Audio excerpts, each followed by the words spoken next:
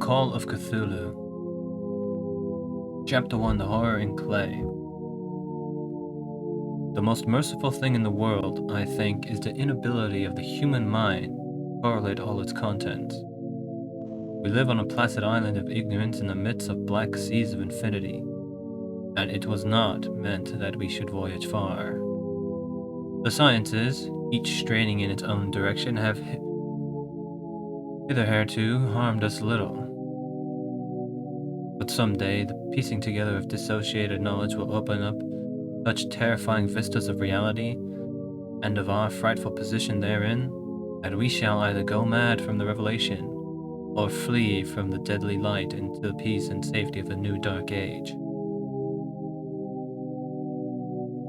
Theosophists have guessed at the awesome grandeur of the cosmic cycle wherein our world and human race form transient incidents. They have hinted at strange survival in terms which would freeze the blood if not masked by a bland optimism. But it is not from them that there came a single glimpse of forbidden aeons which chills me when I think of it, and maddens me when I dream of it.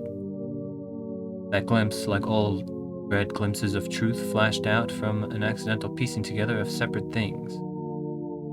In this case, an old newspaper item and the notes of a dead professor. I hope that no one else will accomplish this piecing out. Certainly, if I live, I shall never knowingly supply a link in so hideous a chain. I think that the professor too intended to keep silent regarding the part he knew, and that he would have destroyed his notes had not sudden death seized him. My knowledge of the thing began in the winter of 1926 or 1927, with the death of my granduncle George Gamble Angel, Professor Emeritus of Semitic Languages in Brown University, Providence, Rhode Island. Professor Angell was widely known as an authority on ancient inscriptions and had frequently been resorted to by the heads of prominent museums, so that his passing at the age of 92 may be recalled by many. Locally, interest was intensified by the obscurity of the cause of death. The professor had been stricken whilst returning from the Newport boat, falling suddenly, as witnesses said, after having been jostled by a nautical-looking negro who had come from one of the queer dark courts on the precipitous hillside which formed a shortcut from the waterfront to the deceased home in William Street. Physicians were unable to find any visible disorder, but concluded after perplexed debate that some obscure lesion of the heart, induced by the brisk ascent of so steep a hill by so elderly a man, was responsible for the end. At the time, I saw no reason to dissent from this dictum, but latterly I am inclined to wonder, and more than wonder. As my granduncle's heir and executor, for he died a childless widow, I was expected to go over his papers with some thoroughness, and for that purpose moved his entire set of files and boxes to my quarters in Boston. Much of the material which I correlated will be later published by the American Archaeological Society, but there was one box which I found exceedingly puzzling, and which I felt much averse from shewing to other eyes. It had been locked, and I did not find the key till it occurred to me to examine the personal ring which the professor carried always in his pocket. Then indeed I succeeded in opening it, but when I did so, seemed only to be confronted by a greater and more closely locked barrier. For what could be the meaning of the queer class bas relief and the disjointed jottings, ramblings, and cuttings which I found? Had my uncle, in his later years, become credulous of the most superficial impostures? I resolved to search out the eccentric sculpture responsible for this apparent disturbance of an old man's peace of mind. The bas relief was a rough rectangle less than an inch thick and about 5 by 6 inches in area, obviously of modern origin. Its designs, however, were far from modern in atmosphere and suggestion, for although the vagaries of cubism and futurism are many and wild, they do not often reproduce that cryptic regularity which lurks in prehistoric writing. And writing, of some kind, the bulk of these designs certainly seem to be.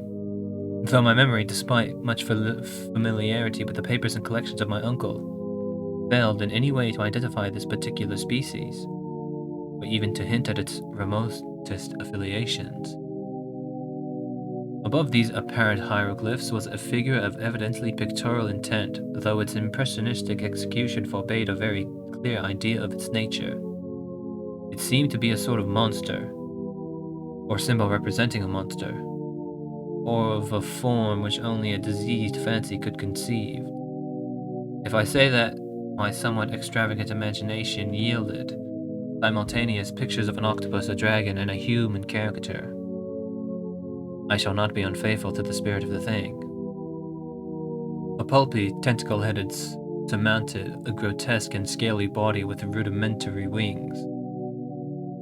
But it was the general outline of the whole which made it most shockingly frightful. Behind the figure was a vague suggestion of a cyclopean architectural background.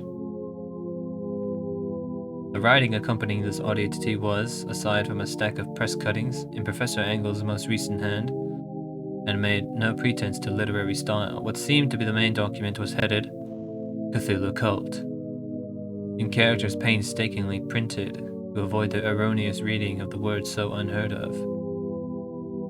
The manuscript was divided in two sections, the first of which was headed 1925, Dream and Dream Work of H.A. Wilcox, 7 Thomas Street, Providence, Rhode Island, and the second, Narrative of Inspector John R. Legrasse, 121 Bienville Street, New Orleans, Louisiana, at 1908 AAS Mountain, MTG. Notes on same and Professor Webb's account.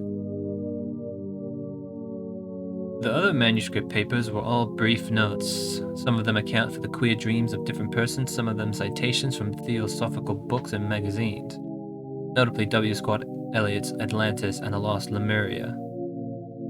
And the rest comments on long surviving secret societies and hidden cults with references to passages in such mythological and anthropological source books as Fraser's Golden Bow and Miss Murray's Witch Cult in Western Europe. The cuttings largely alluded to outre mental illnesses and outbreaks of group folly or mania in the spring of 1925. The first half of the principal manuscript told a very peculiar tale.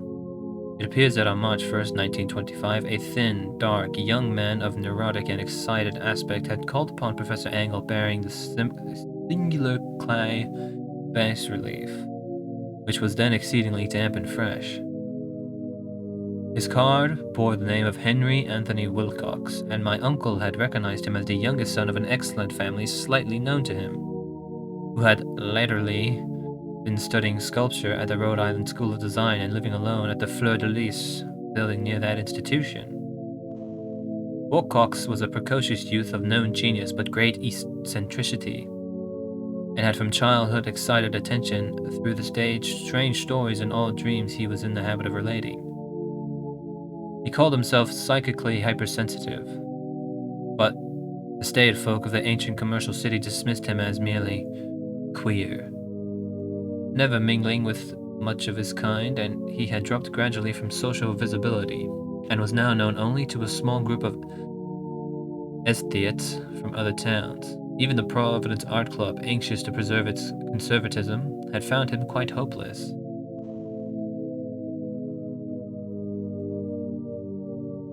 On the occasion of the visit, ran the professor's manuscript. The sculptors abruptly asked for the benefit of his host's archaeological knowledge in identifying the hieroglyphs on the bas-relief. He spoke in a dreamy, stilted manner which suggested pose and alienated sympathy, and my uncle showed some sharpness in replying, but the conspicuous freshness of the tablet implied kinship with anything but archaeology. Young Wilcox's rejoinder, which impressed my uncle enough to make him recall and record it verbatim, was of a fantastically poetic cast which must have typified his whole conversation, and which I have since found highly characteristic of him. He said, "It is new indeed, for I made it last night in a dream of strange cities, and dreams are older than bloody Tyre, or the contemplative Sphinx, or garden-girdled Babylon. It was then that he began the rambling tale which suddenly played upon his sleeping memory and won the fervid interest of my uncle. There had been a slight earthquake tremor the night before, the most considerable felt in New England for some years, and Wilcox's imagination had been keenly affected. Upon retiring, he had an unprecedented dream of great cyclopean cities, of Titan blocks and sky-flung monoliths, all dripping with green ooze and sinister with latent horror. Hieroglyphics had covered the walls and pillars, and from some undetermined point below had come a voice that was not a voice, a chaotic sensation which only fancy could transmute into sound, but which he attempted to render by the almost unpronounceable jumble of letters. Cthulhu Facten.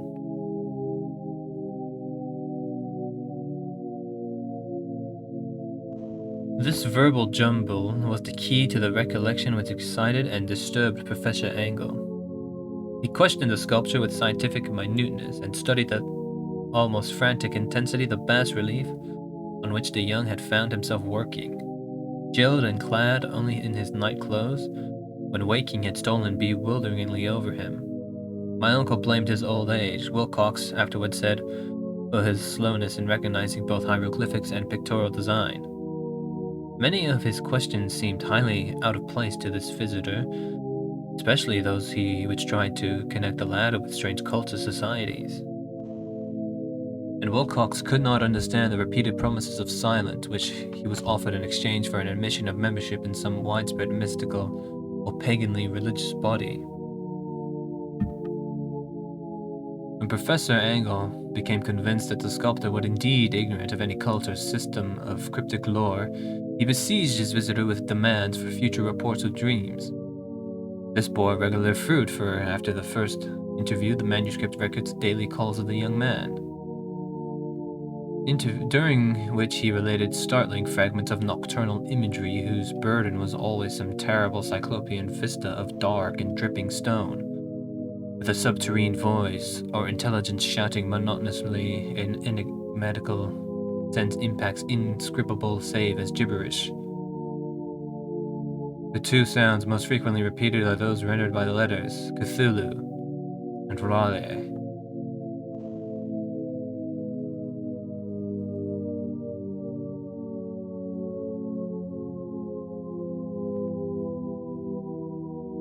On March 23rd, the manuscript continued. Wilcox failed to appear, and inquiries at his quarters revealed that he had been stricken with an obscure sort of fever and taken to the home of his family in Waterman Street.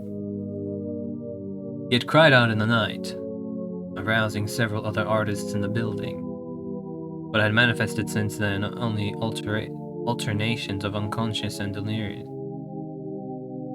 My uncle at once telephoned the family, and from that time forward kept close watch of the case, calling often at the Thayer Street office for Dr. Toby, whom he learned to be in charge. The youth's febrile mind apparently was dwelling on strange things, and the doctor shuddered now and then as he spoke of them.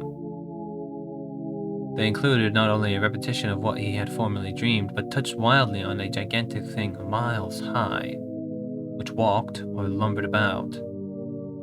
He at no time fully described this object, but occasional frantic words, as repeated by Dr. Toby, convinced the professor that it must be identical with the nameless monstrosity he had sought to depict in his dream sculpture.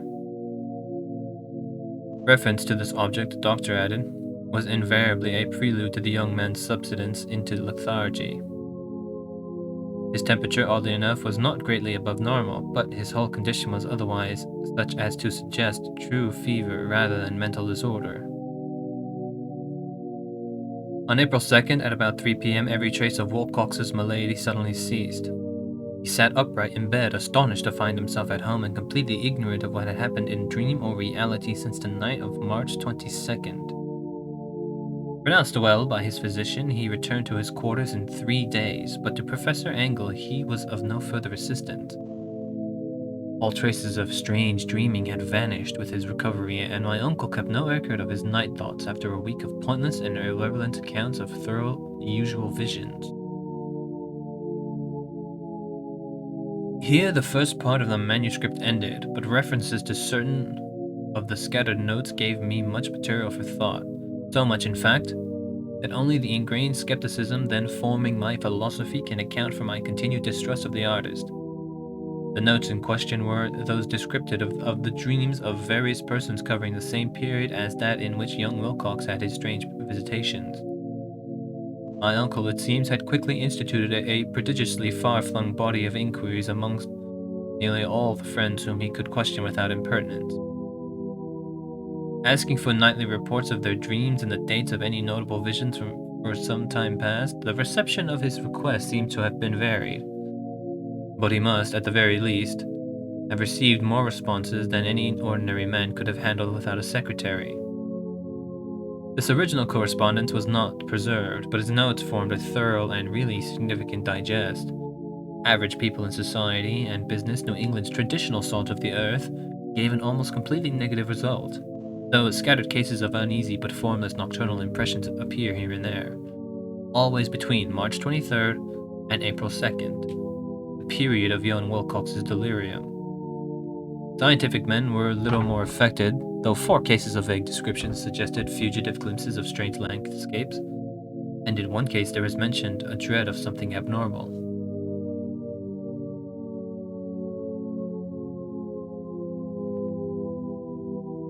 It was from the artists and poets that the pertinent answers came, and I know that panic would have broken loose had they been able to compare notes.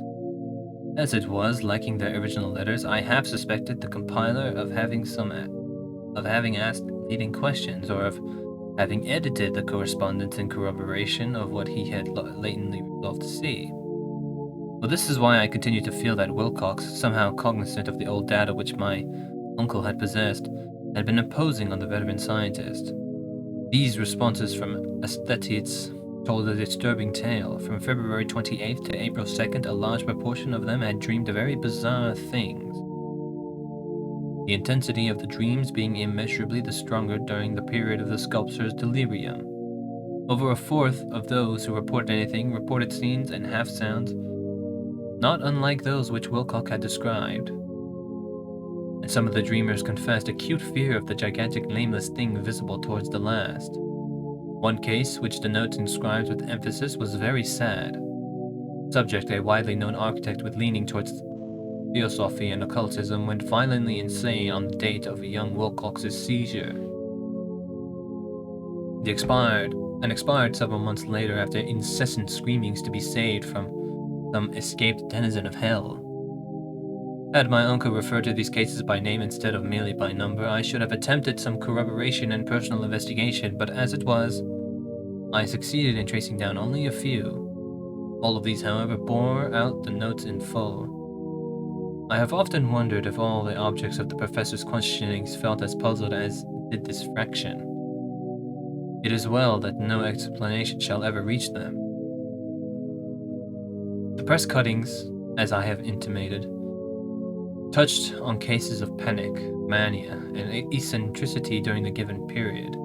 Professor Angle must have employed a cutting bureau, for the number of extracts was tremendous and sources scattered throughout the globe.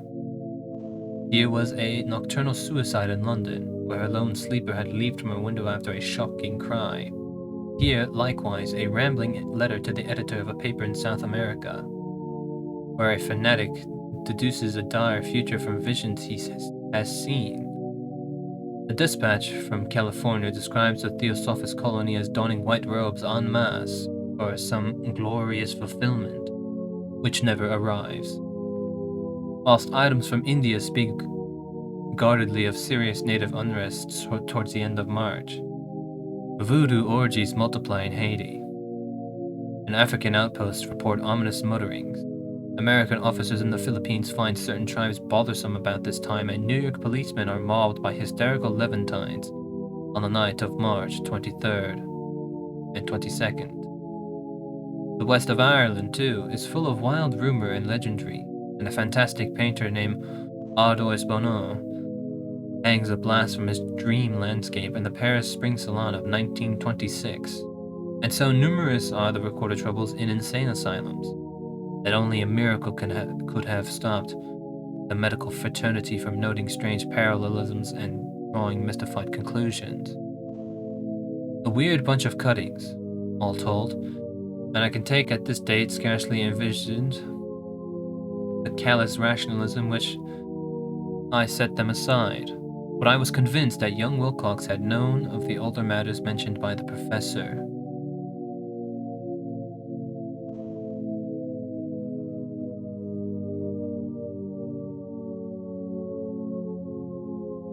Chapter 2. The Tale of Inspector Legrasse. The older matters which had made the sculptor's dream in bas-relief so significant to my uncle formed the subjects of the second half of his long manuscript. Once before it appears, Professor Angle had seen the hellish outlines of the nameless monstrosity, puzzled over the unknown hieroglyphics, and heard the ominous syllables which can only be rendered as Cthulhu. And all this in so stirring and horrible a connection that it is small wonder he pursued young Wilcox with queries and demands for data. The earlier experiences had come in 1908, 17 years before, when the American Archaeological Society held its annual meeting in St. Louis. Professor Angle, as befitted one of his authority and attainments, had had a prominent part in all of the deliberations, and was one of the first to be approached by the several outsiders who took advantage of the convocation to offer questions for correct answerings and problems for expert solution. The chief of these outsiders, and in a short time the focus of interest for the entire meeting, was a commonplace-looking middle-aged man who had traveled all the way from New Orleans for certain special information unobtainable from any local source. His name was John Raymond Legrasse, and he was by profession an inspector of police. With him he bore the subject of his visit, a grotesque, repulsive, and apparently very ancient stone statuette whose origin he was at a loss to determine. It must not be fancied that Inspector Legrasse had the least interest in archaeology. On the contrary, his wish for enlightenment was prompted by purely professional considerations. The statuette, idol, fetish, or whatever it was, had been captured some months before in the wooded swamps south of New Orleans during a raid on a supposed voodoo meeting. And so singular and hideous were the rites connected with it that the police could not but realize that they had stumbled on a dark cult totally unknown to them, and infinitely more diabolic than even the blackest of the African voodoo circles. Of its origin, apart from the erratic and unbelievable tales extorted from the captured members, absolutely nothing was to be discovered. Hence the anxiety of the police for any antiquarian lore might help them to place the frightful symbol and, through it, track down the cult to its fountainhead.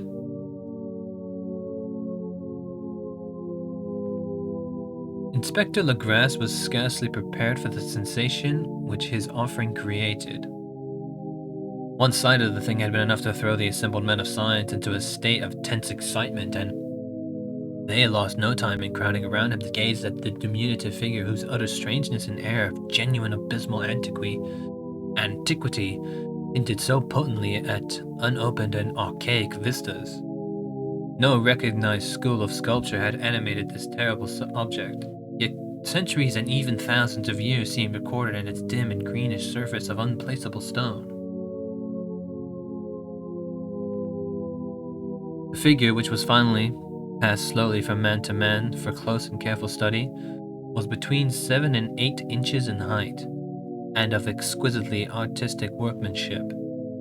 It represented a monster of vaguely anthropoid outline, but with an octopus-like head whose face was a mass of feelers, a scaly, rubbery-looking body, prodigious claws on hind and fore feet, and long, narrow wings behind.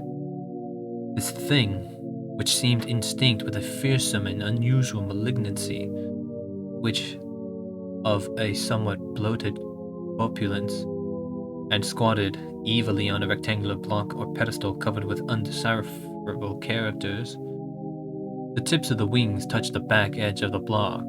The seat occupied the center, whilst the long, curved claws of the doubled-up, crouching hind legs gripped the front edge and extended a quarter of the way down toward the bottom of the pedestal. The cephalopod head was bent forward, so that the ends of the facial feelers brushed the backs of huge forepaws which clasped the croucher's elevated knees. The aspect of the whole was abnormally lifelike, and the more subtly fearful because its source was so totally unknown. Its vast, awesome, and incalculable source was unmistakable, yet not one link did it show with any known type of art belonging to civilization's youth, or indeed to any other time. Totally separate and apart, its very material was a mystery. But the soapy, greenish black stone with its golden or iridescent flecks and striations resembled nothing familiar to geology or mineralogy. The characters along the base were equally baffling, and no member present, despite a representation of half the world's expert learning in this field, could form the least notion of even their remotest linguistic kingship. They, like subject and material, belong to something horribly remote and distinct from mankind as we know it. Something frightfully suggestive of old and unhallowed cycles of life in which our world and our conceptions have no part. And yet, as the members severely shook their heads and confessed defeat at the inspector's problem, there was one man in that gathering who suspected a touch of bizarre familiarity in that monstrous shape and writing, and who presently told with some diffidence of the odd trifle he knew. This person was the late William Channing Webb, professor of anthropology in Princeton University, and an explorer of no slight note. Professor Webb had been engaged 48 years before in the tour of Greenland and Iceland in search of some runic inscriptions which he failed to unearth. And whilst high up on the West Greenland coast and encountered a singular tribe or cult of degenerate Eskimo, whose religion, a curious form of devil worship, chilled him with its deliberate bloodthirstiness and repulsiveness. It was a faith of which other Eskimo knew little, and which they mentioned only with shudders, saying that it had come from horribly ancient aeons before ever the world was made. Besides nameless rites and human sacrifices, there were certain queer hereditary rituals addressed to a supreme elder devil or Tornasuk, and of this Professor Webb had taken a carefully phonetic copy from an aged Angakok, or wizard priest, expressing the sound in Roman letters as best he knew how. But just now, prime significance was the fetish which this cult had cherished, and around which they danced when an aurora leaped high over the ice cliffs. It was, as the professor stated, a very crude bas relief of stone, comprising a hideous picture and some cryptic writing, and so far as he could tell, it was a rough parallel in all essential features to the bestial thing now lying before the meeting. This data, received with suspense and astonishment by the assembled members, proved doubly exciting to Inspector Legras, and he began at once to ply his informant with questions. Having noted and copied an oral ritual among the swamp cult worshippers his men had arrested, he besought the professor to remember as best he might the syllables taken down amongst the diabolist Eskimo.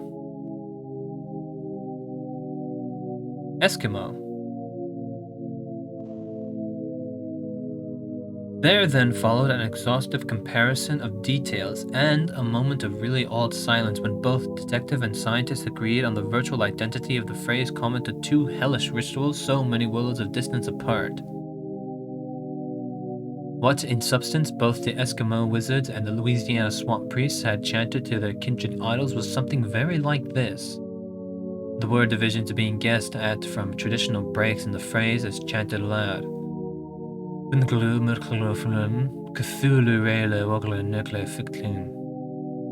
Legras had one point in Professor of Advanced Web, for several among his mongrel prisoners had repeated to him what older celebrants had told them and what the words meant.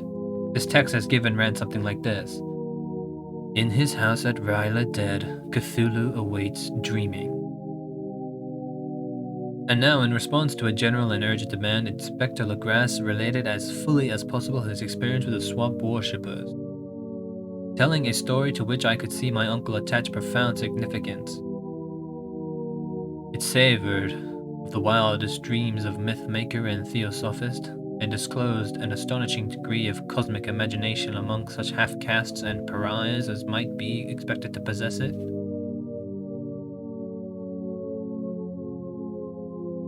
On November 1st, 1907, there had come to the New Orleans police a frantic summons from the swamp and lagoon country to the south. The squatters there, mostly primitive but good-natured descendants of Lafitte's men, were in the grip of stark terror from an unknown thing which had stolen upon them in the night.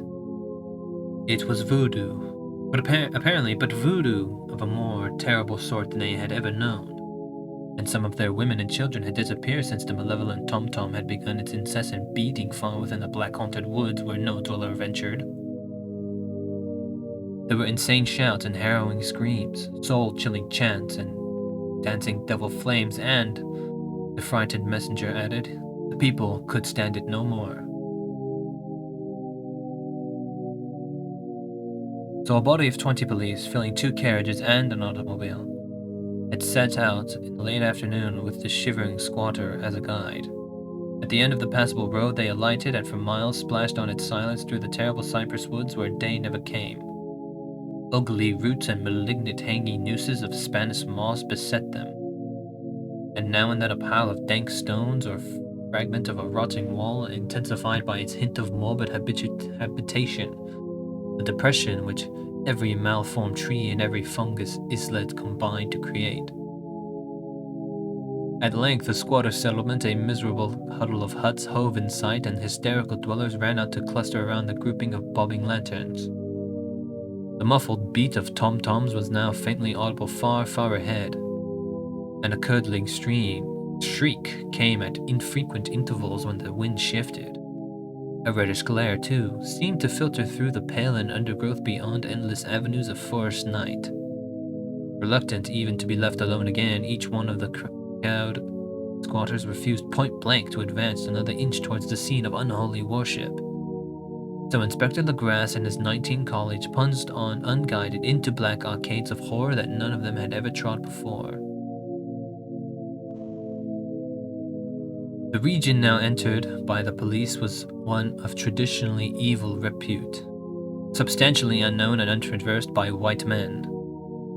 There were legends of a hidden lake unglimpsed by mortal sight in which dwelt a huge, formless, white, polyplous thing with luminous eyes. The squatters whispered that bat-winged devils flew up out of caverns in inner earth to worship at midnight. They said it had been there before D'Iberville, before LaSalle, before the Indians, and before even the wholesome beasts and birds of the woods. It was nightmare itself, and to see it was to die. But it made men dream, and so they knew enough to keep away. The present voodoo orgy was, indeed, on the merest fringe of this abhorred error, but that location was bad enough. Hence perhaps the very place of the worship had terrified the squatters more than the shocking sounds and incidents. Only poetry or madness could do justice to the noises heard by Legrasse's men as they plowed on through the black moors towards the red glare and the muffled tom-toms. There are vocal qualities peculiar to men, and vocal qualities peculiar to beasts, and it is terrible to hear the one when the source should yield the other. Animal fury and orgiastic license here whip themselves to demonic heights by howls and squawking ecstasies that tore and reverberated through those nighted woods like pestilential tempests from the gulfs of hell. Now and then the less organized ululations would cease, and from what seemed a well-drilled chorus of hoarse voices would rise in sing-song chant that hideous phrase or ritual. Ben gloom o gloon a Cthulhu rai wakahan nagla faktinen. Then the men, having reached a spot where the trees were thinner, came suddenly in sight of the spectacle itself. 4 of them reeled, 1 fainted, and 2 were shaken into a frantic cry, which the mad cacophony of the orgy unfortunately deadened. Legrasse dashed swamp water onto the face of the fainting man, and all stood trembling and nearly hypnotized with horror. In a natural glade in the swamp stood a grassy island of perhaps an acre's extent. Clear of trees and tolerably dry, on this now leaped and twisted a more indescribable horde of human abnormality than any but a Sime or an Angora could paint. Void of clothing, this hybrid spawn were braying, bellowing, and writhing about a monstrous ring-shaped bonfire, in the center of which, revealed by occasional rifts in the curtain of flame, stood a great granite monolith some 8 feet in height, on top of which, incongruous with its diminutiveness, rested the noxious carver and statuette. From a wide circle of 10 scaffolds set up at regular intervals with the flame girth monolith at its center hung, head downward, the oddly married bodies of the helpless squatters who had disappeared. It was inside this circle that the ring of worshippers jumped and roared, the general direction of the mass motion being from left to right in an endless bacchanal between the ring of bodies and the ring of fire. It may have been only imagination, and it may have only been echoes, which induced one of the men, an excitable Spaniard, to fancy he heard antiphonal responses to the ritual from some far and unilluminated spot deeper within the wood of ancient legendary and horror.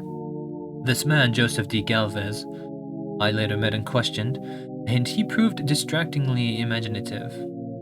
He indeed went so far as to hint of the faint beating of great wings, and of a glimpse of shining eyes and a mountainous white bulk beyond the remotest trees. But I suppose he had been hearing too much native superstition. Well, actually, the horrified pause of the men was of comparatively brief duration. Duty came first, and although there must have been nearly 100 Mongol celebrants in the throng, the police relied on their firearms and plunged determinedly into the nauseous rout. For 5 minutes, the resultant din and chaos were beyond description. Wild blows were struck, shots were fired, and escapes were made, but in the end Legras was able to count some 47 sullen prisoners, whom he forced to dress in haste and fall into line between 2 rows of policemen. 5 of the worshippers lay dead, and 2 severely wounded ones were carried away on improvised stretchers by their fellow prisoners. The image of the monolith, of course, was carefully removed and carried back by Legras. Examined at headquarters after a trip of intense strain and weariness, the prisoners all proved to be men of a very low, mixed-blooded, and mentally aberrant type. Most were seamen, and a sprinkling of Negroes and mulattoes, largely West Indians or Brava Portuguese from the Cape Verde Islands, gave a coloring of voodooism to the heterogeneous cult. But before many questions were asked, it became manifest that some far deeper and older than Negro fetishism was involved. Degraded and ignorant as they were, the creatures held there with surprising consistency to the central idea of their lonesome faith. They worshipped, so they said, the great old ones who lived ages before there were any men, and who came to the young world out of the sky. Those old ones were gone now, inside the earth and under the sea, but their dead bodies had told their secrets in dreams to the first men, who formed a cult which had never died. This was that cult, and the prisoners said it had always existed and always would exist, hidden in distant wastes and dark places all over the world until the time when the great priest, Cthulhu, from his dark house in the mighty city of Riley, under the waters, should rise and bring the earth again beneath his sway. Someday he would call, when the stars were ready, and the secret cult would always be waiting to liberate him. Meanwhile, no more must be told. There was a secret which even torture could not extract. Mankind was not absolutely alone among the conscious things of earth. Her shapes came out of the dark to visit the faithful few. But these were not the great old ones. No man had ever seen the old ones. The carven idol was great Cthulhu, but none might say whether or not the others were precisely like him. No one could read the old writing now, but things were told by word of mouth. The chanted ritual was not the secret. That was never spoken aloud, only whispered. The chant meant only this: in his house at Riley dead, Cthulhu waits dreaming. Only 2 of the prisoners were found sane enough to be hanged, and the rest were committed to various institutions. All denied a part in the ritual murders and averred that the killing had been done by black-winged ones, which had come to them from their immemorial meeting place in the haunted wood. But of those mysterious allies no coherent account could ever be gained. What the police did extract came mainly from an inversely aged mestizo named Castro, who claimed to have sailed the strange ports and talked with underlying leaders of the cult in the mountains of China.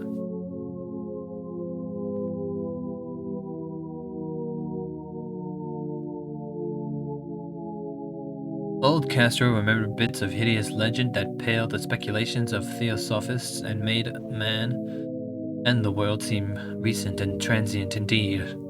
There had been aeons when other things ruled on the earth, and they had great cities. Remains of them, he said, a deathless Chinaman had told him, were still to be found as cyclopean stones on islands in the Pacific. They all died vast epochs of time before men came, but there were arts which could revive them when the stars had come round again to the right positions in the cycle of eternity. They had indeed come themselves from the stars and brought their images with them.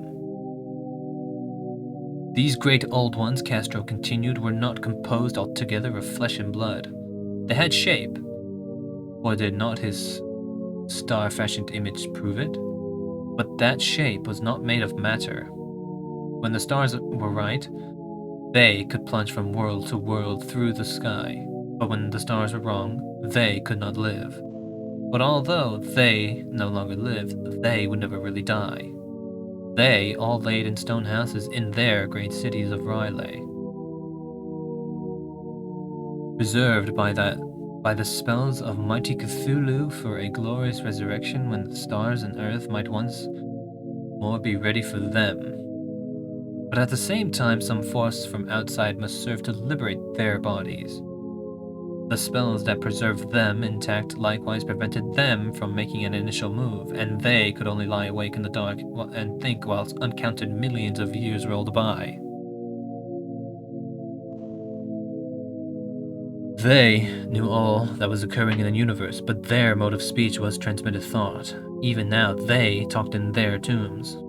When after infinities of chaos, the first men came, the great old ones spoke to the sensitive among them by molding their dreams, for only thus could their language reach the fleshy mind of mammals. Then, whispered Castro, those first men formed the cult around small idols which the great ones showed them. Idols brought in dim eras from dark stars.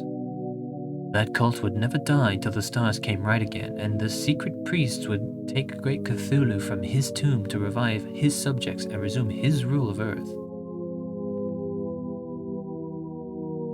The time would be easy to know, for then mankind would have become as the great old ones, free and wild and beyond good and evil, with laws and morals thrown aside and all men shouting and killing and reveling in joy.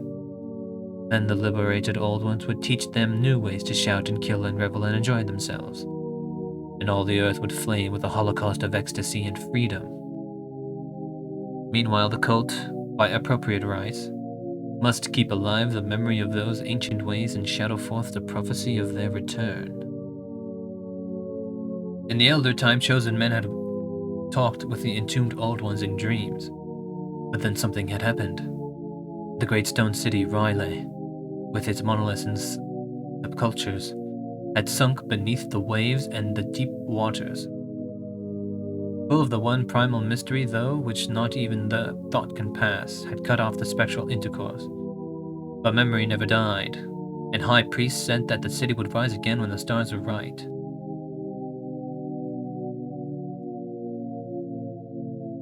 Then came out of the earth the black spirits of earth, moldy and shadowy and full of dim rumors picked up in caverns beneath forgotten sea bottoms. But of them old Castro dared not speak much. He cut himself off hurriedly, and no amount of persuasion or subtlety could elicit more in this direction. The size of the old ones, too, he curiously declined to mention. Of the cult, he said he had thought the center lay amid the pathless deserts of Arabia, where Aram, city of pillars, dreams hidden and untouched. It was not allied by the European witch cult and was virtually unknown beyond its members. No book had ever really hinted of it, though the deathless Chinaman said that there were double meanings in the Necronomicon of the mad Arab Abdul Azzad, which the initiated might read as they choose, especially the much-discussed couplet. That is not dead which can eternal lie, and with strange aeons even death may die. Legras, deeply impressed and not a little bewildered, had inquired in vain concerning the historic affiliations of the cult. Castro apparently had told the truth when he said it was wholly secret. The authorities at Tulane University could shed no light upon either cult or image, and now the detective had come to the highest authorities in the country and met with no more than the Greenland tale of Professor Webb. The feverish interest aroused at the meeting by Legras's tale, corroborated as it was by the statuette, is echoed in the subsequent correspondence of those who attended, although scant mention occurs in the formal publications of the Society. Caution is the first care of those accustomed to face occasional charlatanry and imposture. Legras for some time lent the image to Professor Webb, but at the latter's death it was returned to him and remains in his possession, where I viewed it not long ago. It was a truly terrible thing, and unmistakably akin to the dream sculpture of young Wilcox.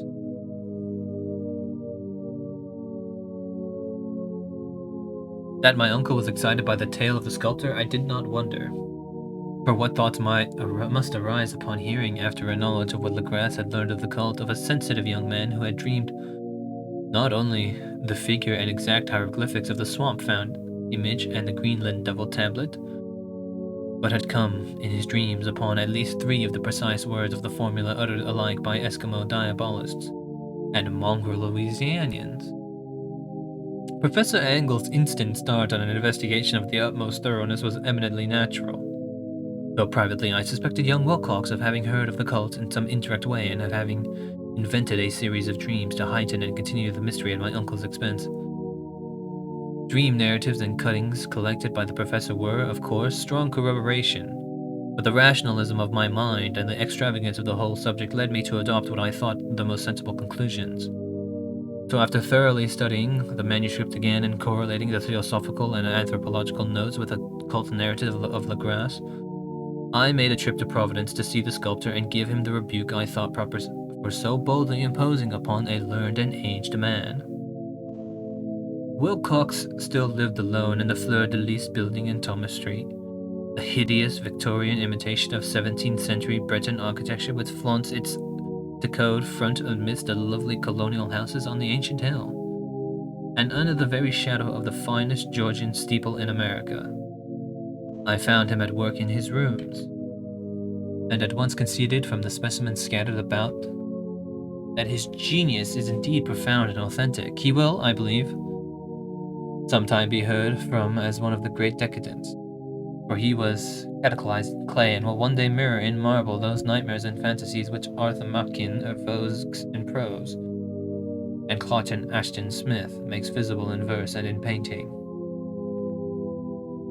Dark, frail, and somewhat unkempt in aspect, he turned languidly at my knock and asked me my business without rising. When I told him who I was, he displayed some interest, for my uncle had excited his curiosity in probing his strange dreams, yet he had never explained the reason for the study. I did not enlarge his knowledge in this regard, but sought with some subtlety to draw him out. In a short time I became convinced of his absolute sincerity, for he spoke of the dreams in a manner none could mistake. They, in their subconscious residuum, had influenced his art profoundly, and he shewed me a marble statue whose contours almost made me shake with the potency of its black suggestion. He could not recall having seen the original of this thing except in his own dream bas-relief, but the outlines had formed themselves insensibly under his hands. It was no doubt the giant shape he had raved on in delirium. That he really knew nothing of the hidden cult save from what my uncle's relentless catechism had let fall. He soon made clear, and again I strove to think of some way in which he could possibly have received the weird impressions. He talked of his dreams in a strangely poetic fashion, making me see the terrible vividness of damp cyclopean city of slimy green stone whose geometry, he oddly said, was all wrong, and hear with frightening expectancy the ceaseless half-mental calling from underground, Cthulhu Fatugan, Cthulhu Fatugan.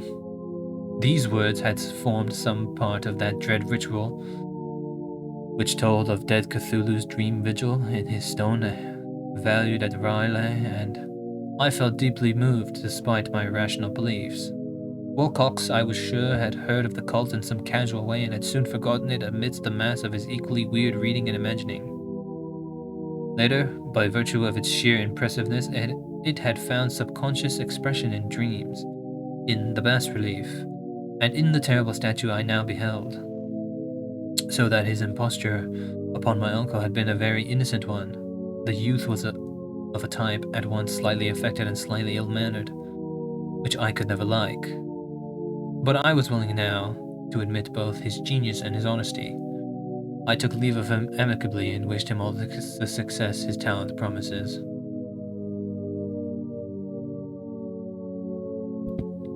The matter of the cult still remained to fascinate me, and at times I had visions of personal fame from researches into its origin and connections. I visited New Orleans, talked with the Legras and others of that old-time raiding party, saw the frightful image, and even questioned such of the mongrel prisoners as still survived. Old Castro, unfortunately, had been dead for some years. What I now heard was so graphically at first hand that it was really no more than a detailed confirmation of what my uncle had written.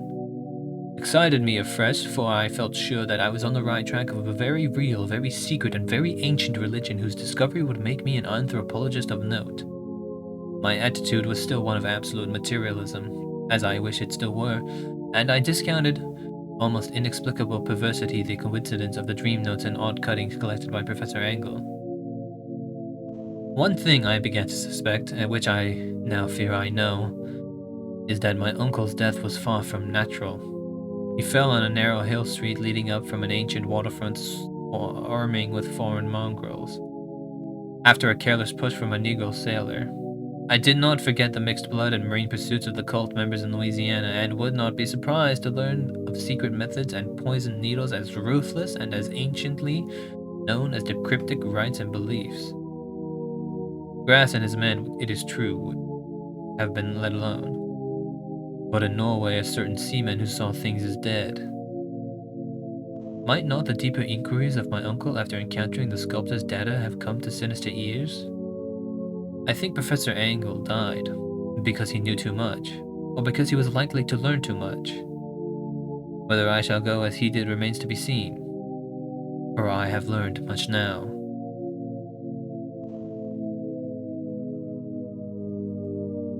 Chapter 3: The Madness from the Sea.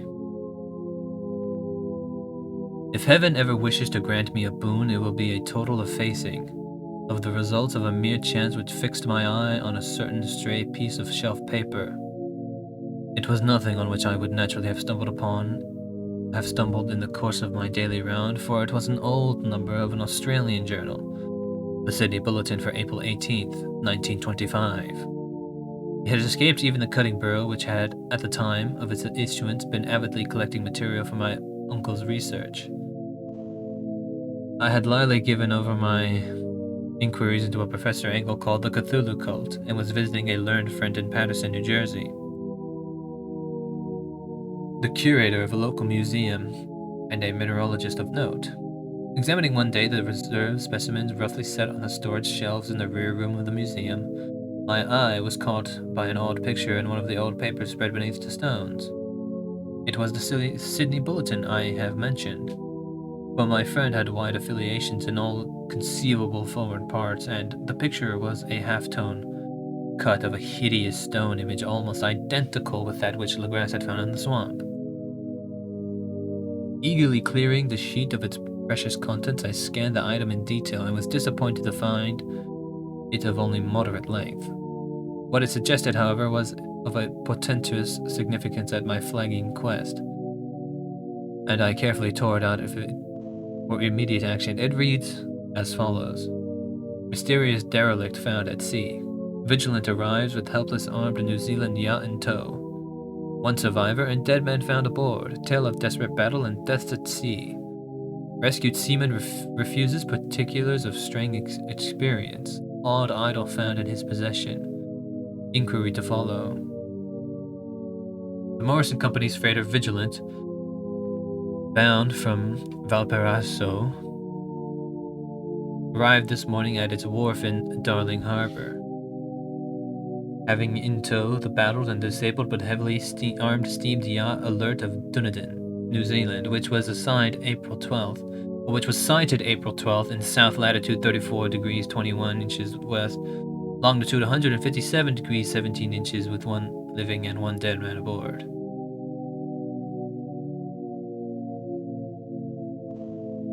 The Vigilant left Valparaiso March 25th, and on April 2nd was driven considerably south of her course by exceptionally heavy storms and monster waves. On April 12th, the derelict was sighted and, though apparently deserted, was found upon boarding to contain one part in a half-delirious condition, with one man who had evidently been dead for more than a week.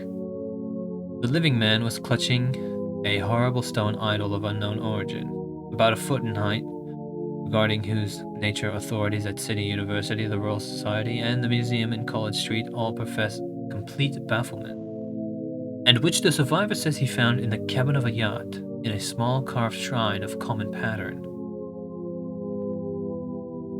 This man, after having recovered his senses, told an exceedingly strange story of piracy and slaughter. He is Gustav Johansen, a Norwegian of some intelligence, and had been second mate to the two-masted schooner Emma of Auckland, which sailed for Cairo February 20th with a complement of 11 men. The Emma, he says, was delayed and thrown wildly south of her course by the great storm of March 1st, and on March 22nd in south latitude 49 degrees 51 west, longitude 128 degrees 34th, encountered the Alert. Mannered by a queer and evil-looking crew of concocus and half-castes, being ordered peremptorily to return back, Captain Collins refused, whereupon the strange crew began to fire savagely and without warning upon the schooner with a peculiarly heavy battery of brass cannon forming part of the yacht's equipment. The Emma's men showed fight, says the survivor, and though the schooner began to sink from shots beneath the waterline, they managed to heave alongside their enemy and board her, grappling with the savage crew on the yacht's deck and being forced to kill them all, the number being slightly superior because of their particularly abhorrent and desperate, though rather clumsy mode of fighting.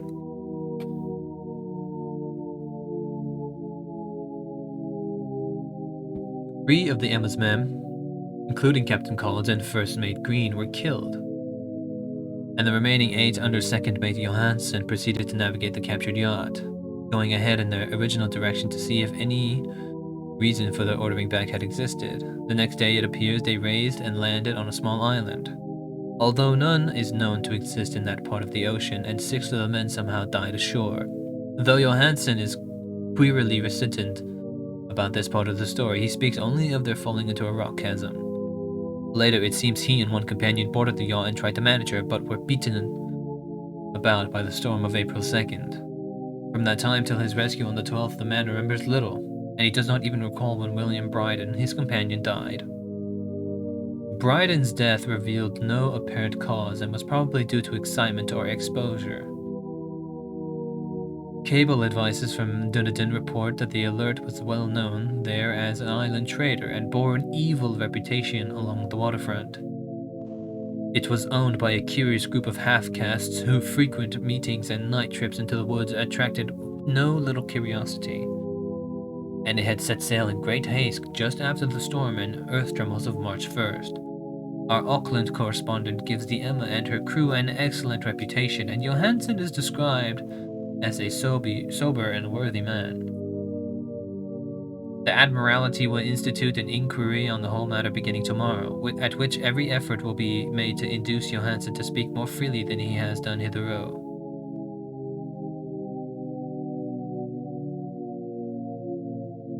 This was all together with a picture of the hellish image. But what a train of ideas it started in my mind. Here were new treasuries of data on the Cthulhu cult and evidence that had strange interests at sea as well as on land. What motive prompted the hybrid crew to order back the Emma as they sailed about with their hideous idol? What was the unknown island on which 6 of Emma's crew had died, and about which the mate Johansen was so secretive? What had the Vice Admiralty's investigations brought out? and what was known of the noxious cult in Dunedin. The most marvelous of all, what deepened more than natural linkage of dates, was this which gave a malign and now undeniable significance of the various turns of events so carefully noted by my uncle. March 1st. Our February 28th, according to the international dateline, the earthquake and storm had come. From Dunedin, the Alert and her noisome crew had darted eagerly forth as if imperiously summoned, and on the other side of the earth, poets and artists had begun to dream of a strange, dank, cyclopean city, while a young sculptor had molded in his sleep the form of the dreaded Cthulhu. March 23rd, the crew of the Emma landed on an unknown island and left 6 men dead. And on that date, the dreams of sensitive men assumed a heightened vividness and darkened with the dread of a giant monster's malign pursuit, while an architect had gone mad and a sculptor had lapsed suddenly into delirium. And what of the storm of April 2nd? The date on which all dreams of the dank city ceased, and Wilcox emerged unharmed from the bondage of strange fever. What of all this? And of those hints of old Castro about the sunken, starborn old ones and the coming rain, their faithful cult and their master of dreams? Was I tottering on the brink of cosmic horrors beyond man's power to bear? If so, they must be horrors of the mind alone, and for in some way the 2nd of April had put stop to whatever monstrous menace had begun its siege of mankind's soul.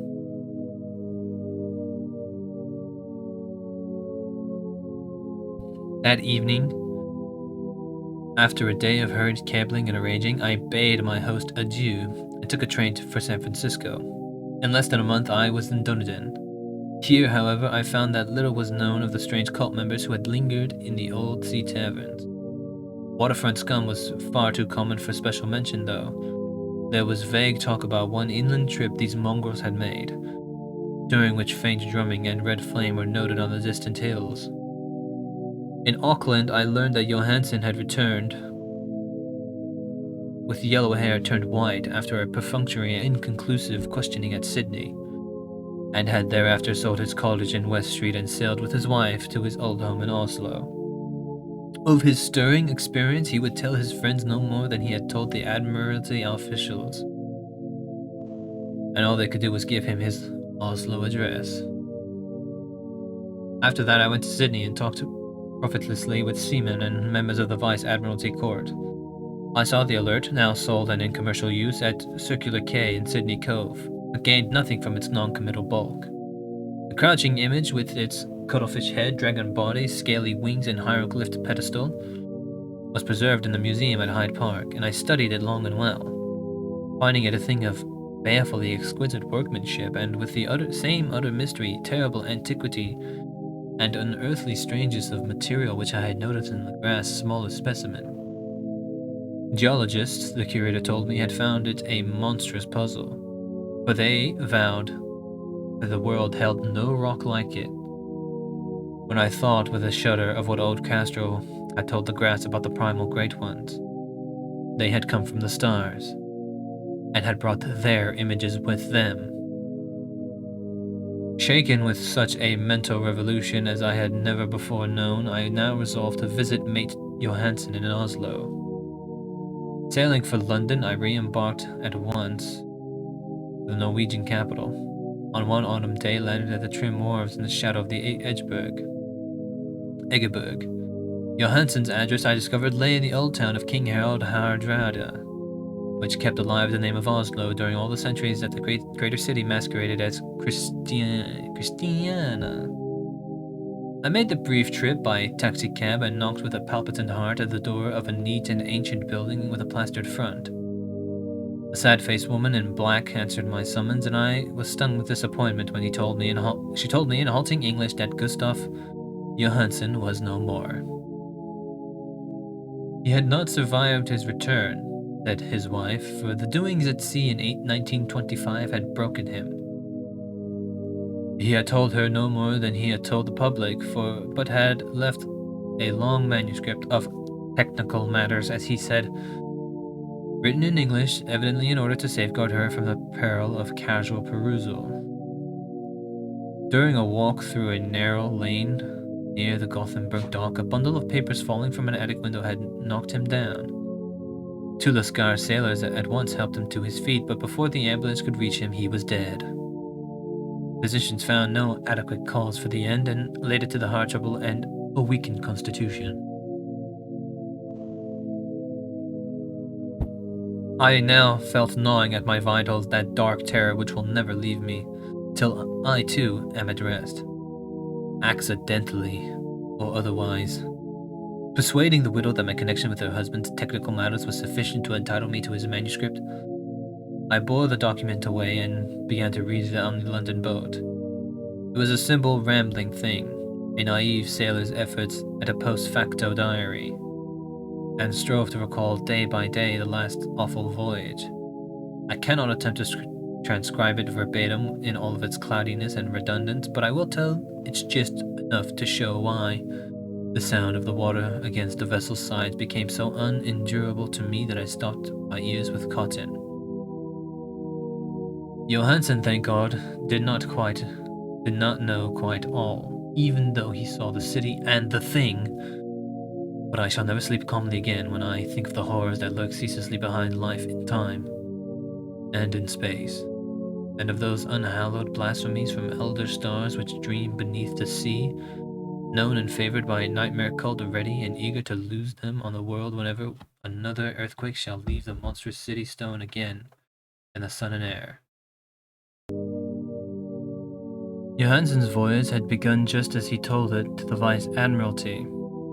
The Emma, in ballast, had cleared Auckland on February 20th, and had felt the full force of that earthquake-born tempest which must have heaved up from the sea bottom the horrors that filled men's dreams.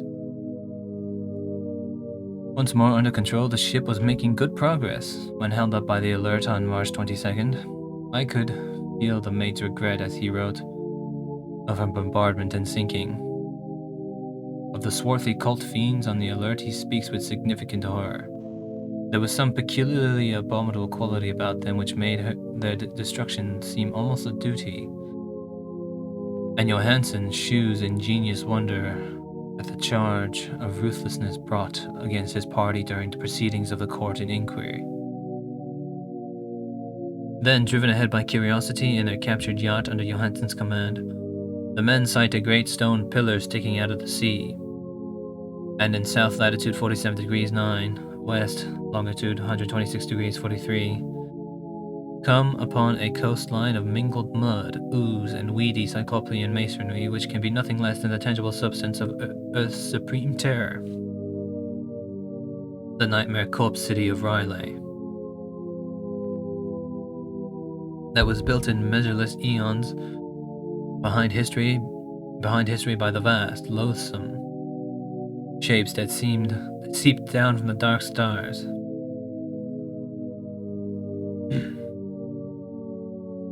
There lay great Cthulhu and his hordes, hidden in green, slimy vaults and sending out at last, after cycles incalculable, the thoughts that spread fear to the dreams of the sensitive and called imperiously to the faithful to come on a pilgrimage of liberation and restoration.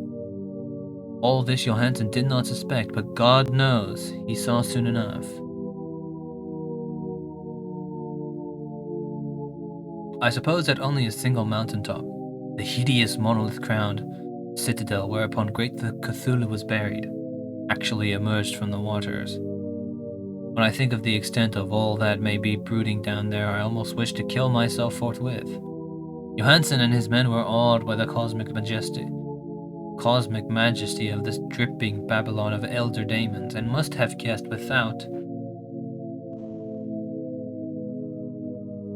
guidance that it was nothing of this or of any sane planet. Awe at the unbelievable size of the greenish stone blocks and at dizzying height of the great carven monolith, and at the stupefying identity of the colossal statues and bas-reliefs with the queer image found in the shrine on the Alert, is poignantly visible in every line of the mate's frightened description. Without knowing what futurism is like, Johansen achieved something very close to it when he spoke of the city. For instead of describing any definite structure or building, he dwells only on broad impressions of vast angles and stone surfaces. Surfaces too great to belong to any right or proper of this earth, and impious with horrible images and hieroglyphs. I mentioned his talk about angles because it suggests something Wilcox had told me of his awful dreams. He had said that the geometry of the dream place he saw was abnormal, non-Euclidean, and loathsomely redolent of spheres and dimensions apart from ours. Now an unlettered seaman felt the same thing while gazing at the terrible reality. Johansen and his men landed at a sloping mud bank on this monstrous acropolis, and clambered slippily up over tight and oozing blocks which could have been no mortal staircase. The very sun of heaven seemed distorted when viewed through the polarizing miasma welling from this sea-soaked perversion, and twisted menace and suspense lurked leeringly in those crazily elusive angles of carven rock, where a second glance shewed concavity after the first shewed convexity. Something very like fright had come all over the explorers before any more definite than rock and ooze and weed was seen. Each would have fled had he not feared the scorn of the others, and it was only half-heartedly that they searched, vainly as it proved, for some portable souvenir to bear away. It was Rodriguez, the Portuguese, who'd climbed up the foot of the monolith and shouted at what he had found. The rest followed him, and looked curiously at the immense carved door with now familiar squid dragon bas-relief. It was, Johansen said, like a great barn door, and they all felt that it was a door because of the ornate lintel, threshold, and jambs around it, though they could not decide whether it lay flat like a trapdoor or slant like an outside cellar door. As Wilcox would have said, the geometry of the place was all wrong. One could not be sure that the sea and the ground were horizontal. Hence, the relative position of everything else seemed phantasmally variable. Bryden pushed at the stone in several places without result. Then Donovan fell over it delicately around the edge, pressing each point separately as he went. He climbed interminably along the grotesque stone molding, that is, one would call it climbing if the thing was not after all horizontal, and the men wondered how any door in the universe could be so vast. Then, very softly and slowly, the acre great panel began to give inward at the top, and they saw that it was balanced. Donovan slid or somehow propelled himself down or along the jamb and rejoined his fellows, and everyone watched the queer recession of the monstrously carven portal. In this fantasy of prismatic distortion, it moved anonymously in a diagonal way, so that all the rules of matter and perspective seemed upset. The aperture was black with a darkness almost material. The tenebrousness was indeed a positive quality, for it obscured such parts of the inner wall as ought to have been revealed, and actually burst forth like smoke from its aeon-long imprisonment, visibly darkening the sun as it slunk away into the shrunken and gibbous sky on flapping membranous wings.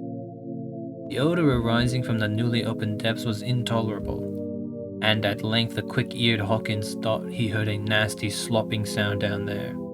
Everyone listened, and everyone was listening still when it lumbered slobberingly into sight and gropingly squeezed its gelatinous green immensity through the black doorway into the tainted air outside of that poisoned city of madness. Poor Johansen's handwriting almost gave out when he wrote this.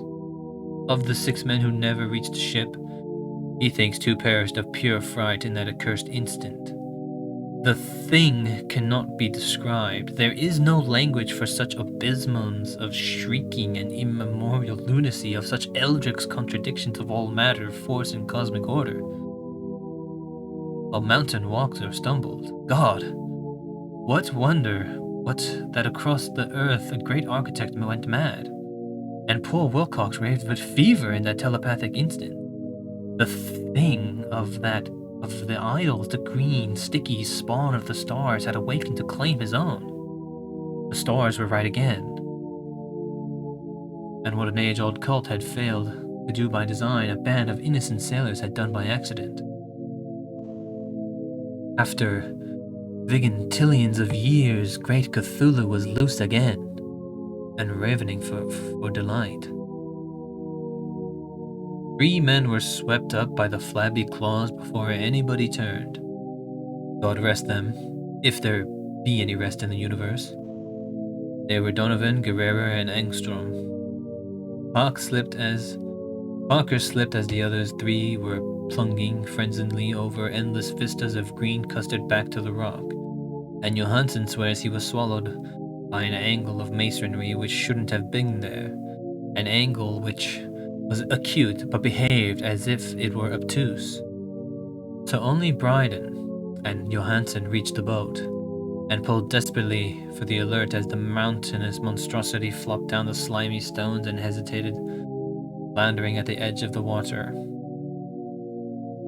Steam had not been suffered to go down entirely.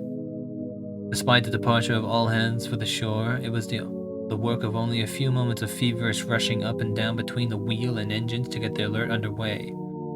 Slowly, amidst the distorted horrors of that indescribable scene, she began to churn the lethal waters, whilst the masonry of that charnel shore was not of earth. The titan thing from the stars slavered and gibbered like Polypheme cursing the fleeing ship of Odysseus.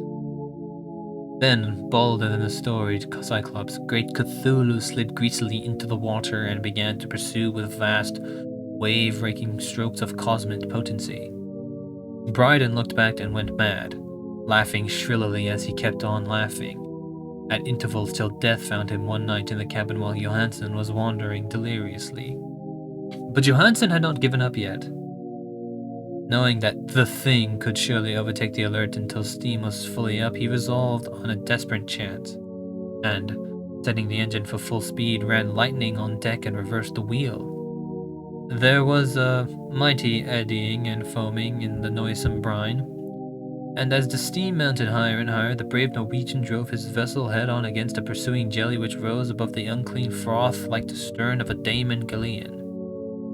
The awful squid head with writhing feelers came nearly up to the bowsprit of the sturdy yacht, but Johansen drove on relentlessly.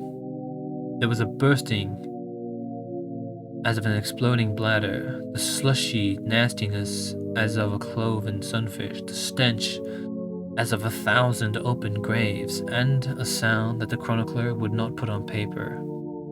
For an instant the ship was befouled by an acrid, blinding green cloud, and then there was only venomous seething astern, where, God in heaven, the scattered plasticity of the nameless sky spawn was nebulously recombining in its hateful original form, while its distance widened every second as the alert gained impetus from its mounting stream. That was all. After that, Johansen only brooded over the idol in the cabin and attended to a few matters of food for himself and the laughing maniac by his side. He did not try to navigate after the first bold flight, for the reaction had taken something out of his soul. Then came the storm of April 2nd, and a gathering of the clouds about his consciousness. There is a sense of spectral whirring through liquid gulfs of infinity, of dizzying rides through reeling universes on the comet's tail, and of hysterical plunges from the pit of the moon and from the moon back again to the pit, all livened by a cachinnating chorus of the distorted, hilarious elder gods and their green, bat-winged mocking imps of Tartarus. Out of that dream came rescue, the Vigilant, the Vice Admiralty Court, the streets of Dunedin, and the long voyage back home to the old house by the Egeberg. He could not tell. They would think him mad. He would write of what he knew before death came, but his wife must not guess. Death would be a boon, if only it could blot out the memories. That was the document I read, and now I have placed it in the tin box beside the bas-relief and the papers of Professor Lango.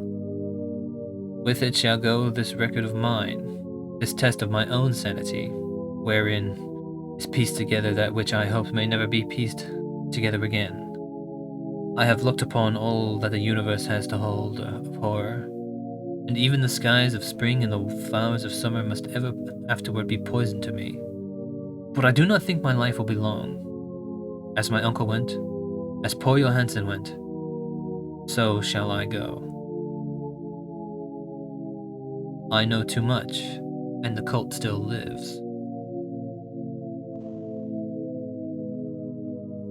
Cthulhu still lives too, I suppose, again in that chasm of stone which has shielded him since the sun was young. His accursed city is sunken once more, and the vigilance sailed over the spot after the April storm.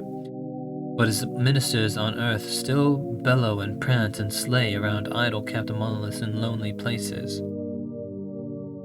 He must have been trapped by the sinking whilst within his black abyss, or else the world would by now be screaming with fright and frenzy. Who knows the end? What has risen may sink, and what has sank may risen. Loathsomeness waits and dreams in the deep, and decay spreads over the tottering cities of men. A time will come. But I must not and cannot think. Let me pray that if I do not survive this manuscript, my executors may put caution before audacity and see that it meets no other eye.